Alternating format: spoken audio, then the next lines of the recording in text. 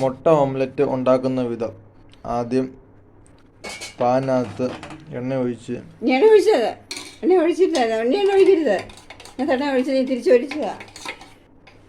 എനിക്കറിയത്തില്ല ഭ്രാന്തിൻ്റെ എണ്ണയാണ്, എനിക്കറിയില്ല.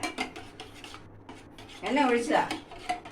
നീ എണ്ണ ഒഴിക്കാൻ പോയാൽ എവിടെ നിന്ന് ആരെവിടെ നിന്ന് നോക്കി അറിയത്തില്ല. ഭ്രാന്ത് പിടിച്ച് നടക്കുന്നതൊക്കെ കൊച്ചുങ്ങളെ.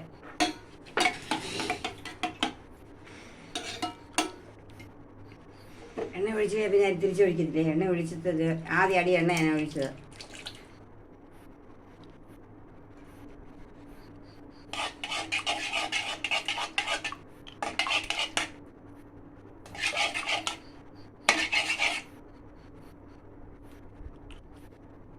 ഇത്രയോട് കൈ കളയണം. ഞാൻ ഇതിൻ്റെ പറഞ്ഞേ ഇത് കാണിച്ചിട്ട് ഞാൻ കൈ കളയാനാ. ഒഴിക്കട്ടെ ഇവിടെ അങ്ങ്. സവോള ഉണ്ട്, പച്ചമുളക് ഇത് ഒഴിക്കണം. ഇത് പറ, ചോദിക്കുന്ന മറുപടി പറയത്തില്ലേ.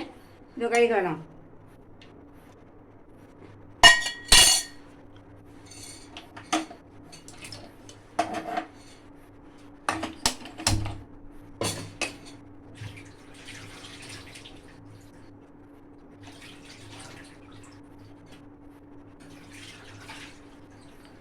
ഇത് ദോശ നന്നായിട്ടായി കഴിയുമ്പോൾ അതിൻ്റെ മുകളിൽ കുറച്ച് വെളിച്ചെണ്ണ ഒഴിക്കും. അത് കഴിഞ്ഞ് ഏറ്റവും അവസാനം കുരുമുളക് പൊടി ഇരിപ്പുണ്ട്. കുരുമുളക് പൊടി അതുകൂടെ ഇട്ട് ഓംലെറ്റ് തയ്യാറാക്കും.